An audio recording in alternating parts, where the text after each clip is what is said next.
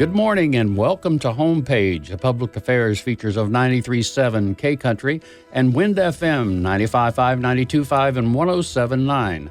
I'm Bob Moody, and my guest this morning is Julie Roca, Development Manager from the Alzheimer's Association, Central and North Florida chapter. Welcome to the program, Julie.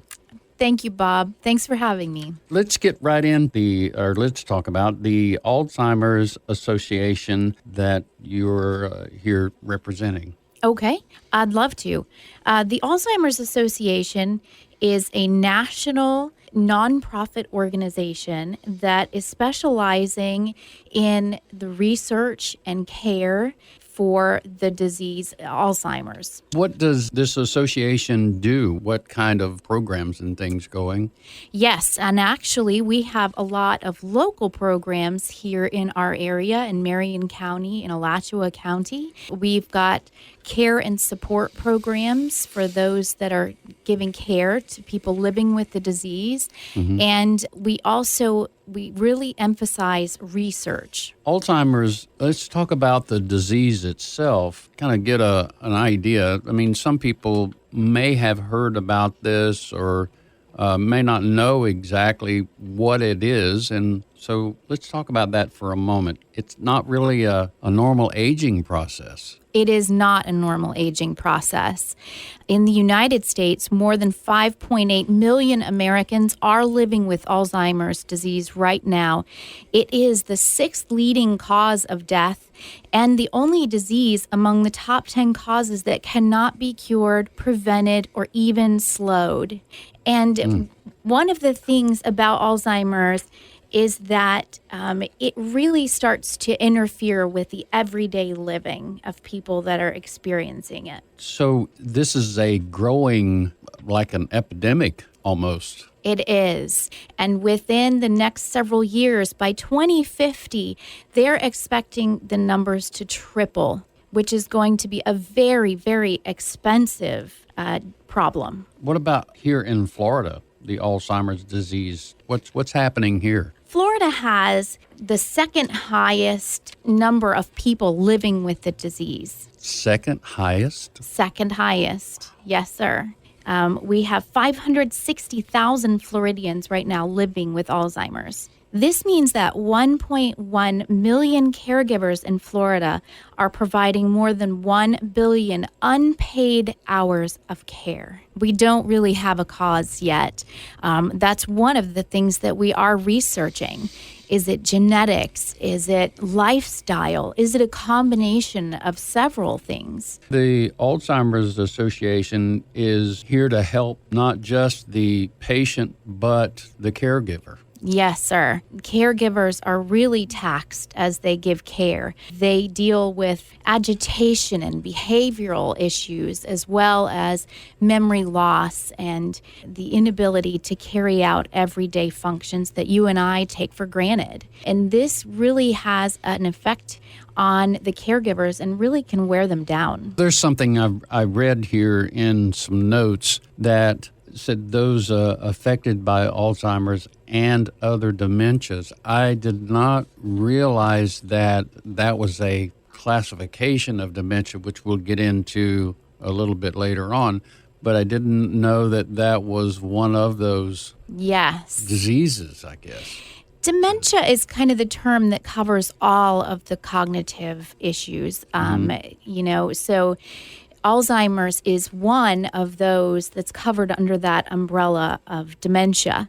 And Alzheimer's accounts for 60 to 80% of dementia cases. Alzheimer's Association, they are the largest nonprofit funder of Alzheimer's disease research. Yes. Alzheimer's Association, do you have a lot of staff that go out and work with people out in the field? We do have staff that work with people out in the field, but we mostly rely on awesome volunteers that step in and say, we want to help make a difference. Mm-hmm. And there are several ways for volunteers to make a difference. You can make a difference through our local programs and help to run support groups with training.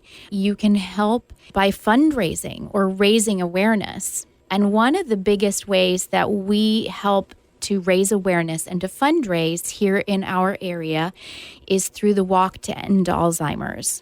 If someone wanted or needed help, let's say someone needed help, how would they go about contacting your office? Well, one of the things that you would probably want to do first is call our helpline. We have a national helpline that is incredible. They are never asleep, never closed, 24 hours a day, 7 days a week, 365 days out of the year. It's a very incredible source that you can call and get help and resources, and sometimes just a voice in the night. Just a moment ago, you mentioned the Walk to End Alzheimer's. So let's talk about that for just a moment. You got 2 coming up in the next couple of months. Yes, we do. Okay, tell us a little bit about that. The first one is coming up in September 21st at Tuscaloosa Park in Ocala. And I'm very excited about that one. We are weeks away. There is still time to be a part of that. If you go to alz.org, you can sign up for the walk, and we would love to have you be a part. That is alz.org Yes, sir. and /walk. Yes. Okay.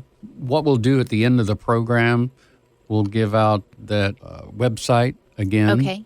How they can contact you, and also your phone number, Yes. how you can be reached by phone. This walk, you have one in Gainesville and one in Ocala. Now, the Ocala one, of course, is September, and then in October in Gainesville. It says here that it is family-friendly, pet-friendly. Pet friendly, absolutely. We have sponsors that come in just to help take care of your pets. And what type, do you have other type of activities throughout the day? Yes, we will have kid zones. We will have photo booths. So get yourself picture ready. Wear lots of purple. We've got fun props for that. You can get your team together and take good team photos. We'll have food and water and music until 11 o'clock. Okay. So this starts early in the morning? It starts early. Registration is at 8 o'clock. And at 9 o'clock, we have a beautiful ceremony to get us started. Okay, and what type of ceremony is that?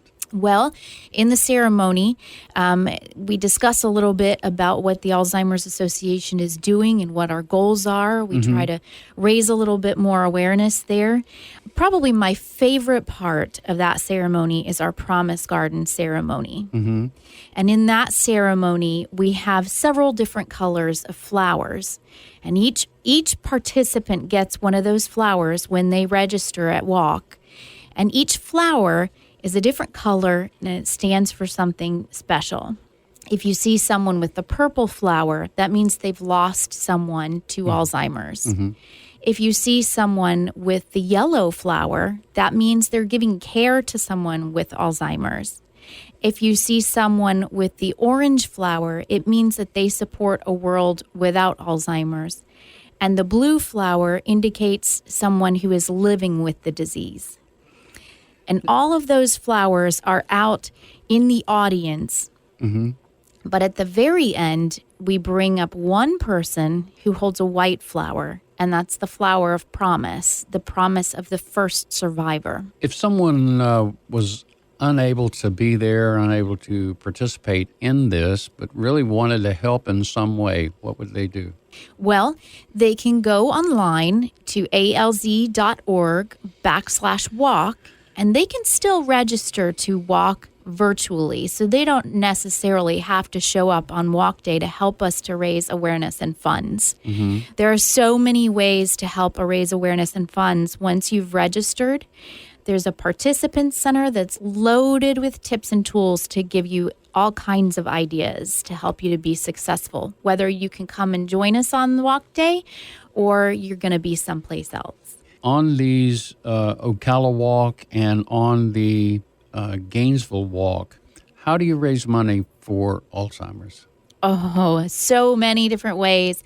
Probably one of the easiest ways right now that people are raising funds is through the Facebook fundraiser. But if you want that to count on your particular walk page, you do have to go through your participant center once you register so that it goes to your walk page. And once you've raised $100, you've earned one of our incredible purple t-shirts. Once you've raised $500, you're in our Champions Club and you've won a medal. And then you have the Grand Champions Club. So there's just all kinds of prizes and incentives and fun things to help you to keep fundraising. But you can do all kinds of activities outside of that. Some people do dress down days for $1 or play a bingo game. There's tons of ways to fundraise. On these walks, a person is participating in the walk and they get sponsors. Is that to say, we will pledge X amount of dollars? This one's a little bit different in that you don't necessarily have to get pledges, but we do ask that people ask their family and their friends to help them out and as they fundraise. They don't have to pledge a certain amount. Anything really helps. Now, on this walk, is it at a track? Well, in Ocala, it is surrounding Tuscaloosa Park, which is a beautiful park. There's some very beautiful artistic spots in that park. In Gainesville, the walk is at Trinity United Methodist Church and in the surrounding area. So again, a very beautiful path. We don't walk a track. We try to keep from looping round and round. Makes it more interesting. Do you have a leader or do you have a certain person that leads the group? So our walk is usually run by a walk planning committee. And each walk planning committee has a chair. And in Ocala, our awesome chair is Tim Smith.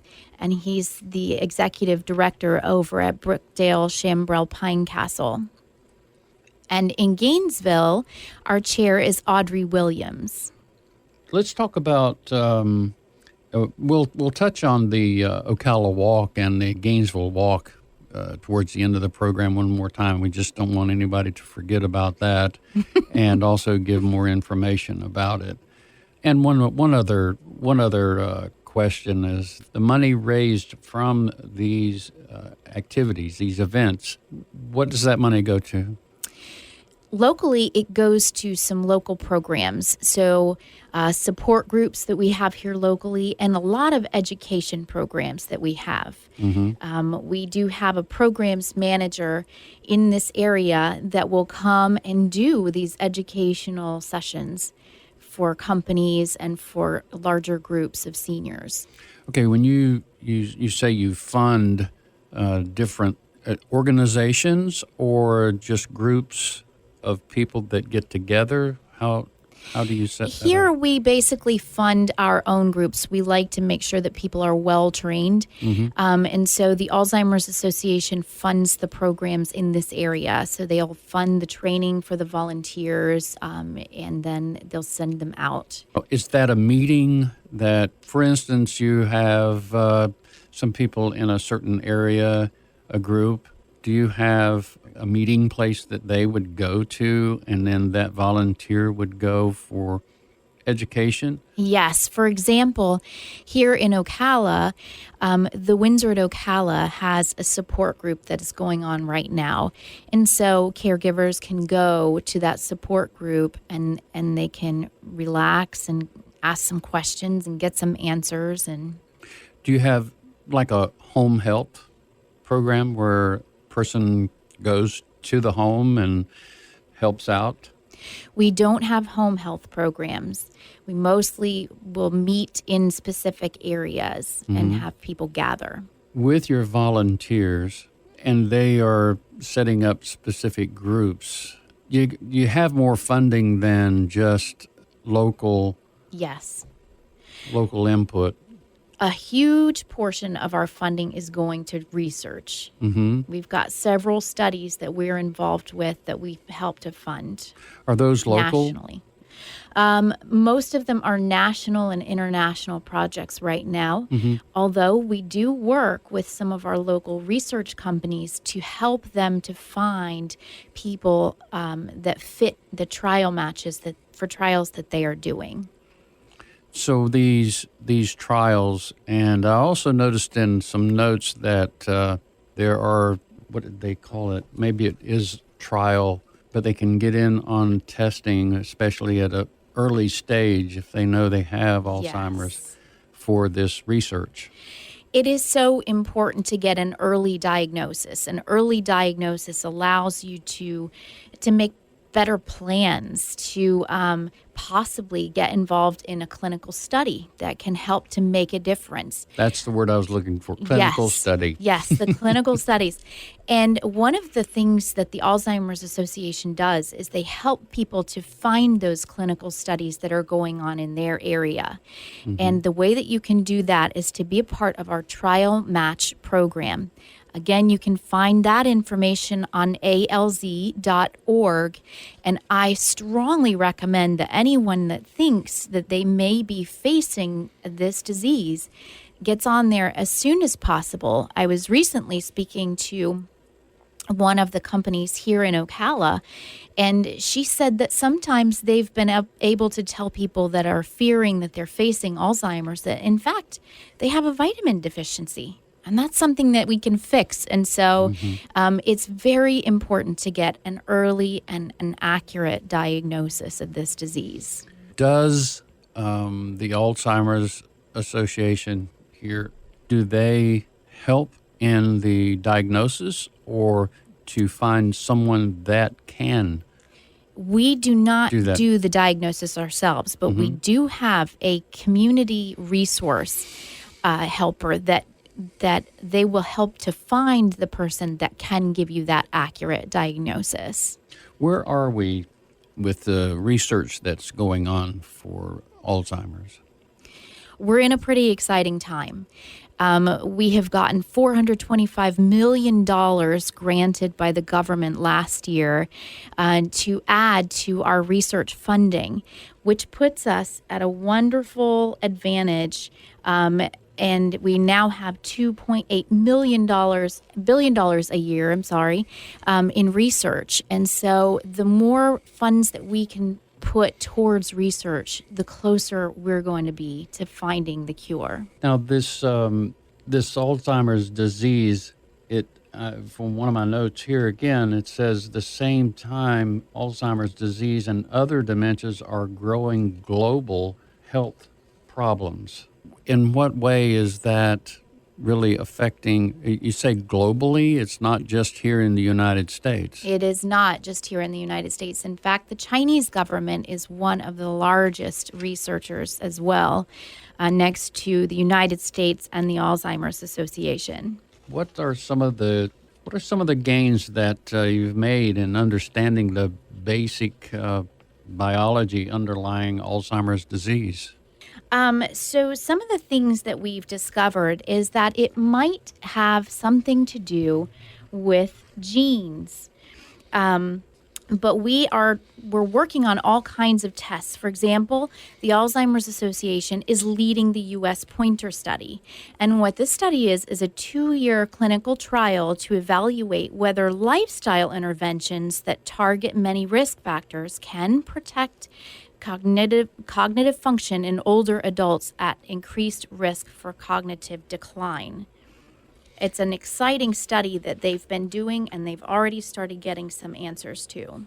Great. What are some of the things that have been, or what they can do, and especially some of the technologies they can use to detect Alzheimer's early? So the PET scan is something that now we can begin to see changes in the brain happening as early as 20 years before you might even see some symptoms. Really? 20 years? 20 years. And we're moving in directions where they're going to maybe be able to detect with saliva analysis, possible blood testing. So we're moving in directions that we should be able to get diagnosis for everyone early. Now, you talked a moment ago about federal funding. Have you had a problem with funding in the past, or is this? I noticed that there's been an increase for 2019. There is definitely an increase for 2019. We've been increasing federal funding over the years, and a large part of that is due to the Alzheimer's Association. We've been really fighting to build the funds so that we can research. And this funding really goes to a lot of research as well as the association to help fund your activities. Yes, the local programs, yes. Now, what area do you cover as far as this says Alzheimer's Association Central and North Florida chapter? Yes, sir. We're part of the Central and North Florida chapter, which covers a large part of Florida. I personally cover Alachua County, Marion County, and down into the villages. Mm-hmm. And I think before the interview, you said we had just gotten into the villages area. We are working to bring a walk to end Alzheimer's into the villages for 2020, next fall. Okay, and of course, the villages being a retirement community, do you have like a area, or do you see an increase in certain places like the villages, or is it kind of a blanket? I mean, you have statistics where you know that Alzheimer's has occurred. Right. And do you have specific areas where you know this is on the rise? Marion County has over 16,000 diagnosed with the disease right now. And we know that a lot of people don't have a diagnosis at this point. So here in Marion County, there is a huge occurrence of the disease. Dementia, we talked about that a little earlier, and my understanding was dementia was a specific disease, but it's not. It's more in general. Yes, it is that umbrella that covers a lot of cognitive impairment. So it's a cognitive impairment. Yes. Which Alzheimer's is part of that. Yes.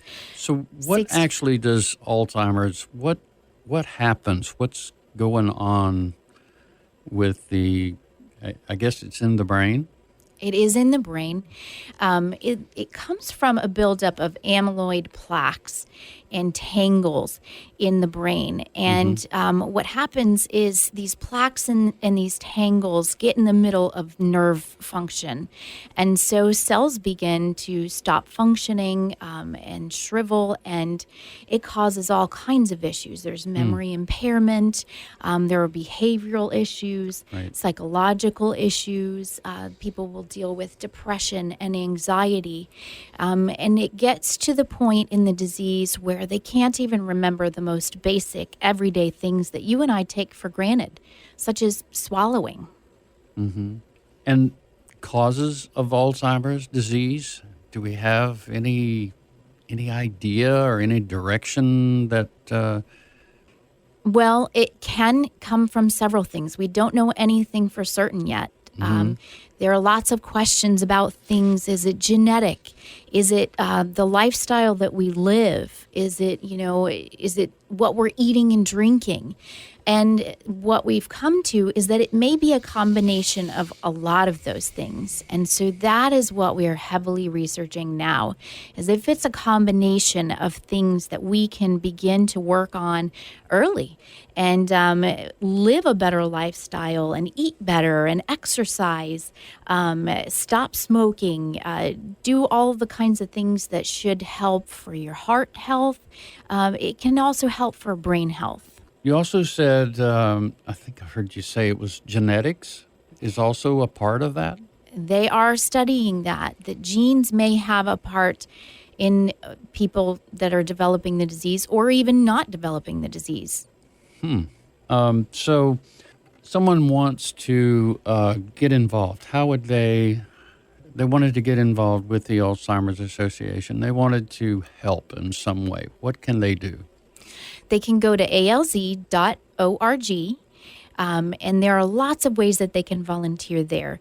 You can volunteer in either the programs department if you wanted to help to lead some group conversations and support groups, or if you wanted to help to educate the community, or you can get involved in the walk planning committee. And that's got several different places that that you can kind of step in wherever your strength is. We can use the help. And if you don't have time to help us plan in advance, we've got several places that we need help on the last day that we prepare for the walk or on walk day itself. Okay. If they wanted to help in some way, when you go on the website, alz.org, Yes. does that take you to your area? I mean, we're talking about our local area. alz.org is more of a national type website. Is there a place they can go to find out information about their local chapter? Yes, absolutely. When you go to the alz.org website, they will prompt you to find your area. So it's an easy step to plug in your zip code, and it'll tell you the area that's closest to you, and it will give contact information. So, for example, here in my area, you'll get my office phone number. So let's, one more time, let's alz.org. Yes. And that is that a /walk Yes, to sir. get involved with the Ocala Walk? Yes. Or the Gainesville Walk? Yes. Okay. And give us that phone number again where they could contact someone. This 800 number does not go directly to you, but would it direct them to your office? They will direct them locally if that's what's needed. Our 1-800 number for the Alzheimer's Association helpline is 1-800-272-3900.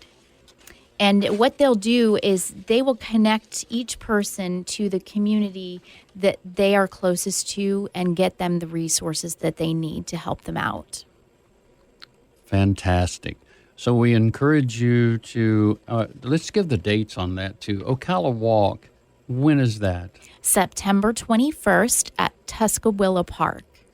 And the time is? The registration starts at 8 o'clock, and we encourage you to come to that registration. Come a little early. Bring your dog. Go see the Dog Bark sponsorship spot. Go see the kids booth and the photo booth. And usually our sponsors will bring fun marketing material. Go and see what they have to offer. Talk to them a little bit before our opening ceremony at 9 o'clock. The walk usually rolls out and gets started about 9:25, 9:30. And the Gainesville Walk? The Gainesville Walk is October 19th at Trinity United Methodist Church. And again, the same time frame. It begins at 8 o'clock for registration. The ceremony is at 9, and then the walk kicks off about 9:25, 9:30. Okay. Julie Roca, thank you for being with us here today on Homepage. Julie Roca is Development Manager from the Alzheimer's Association Central and North Florida Chapter.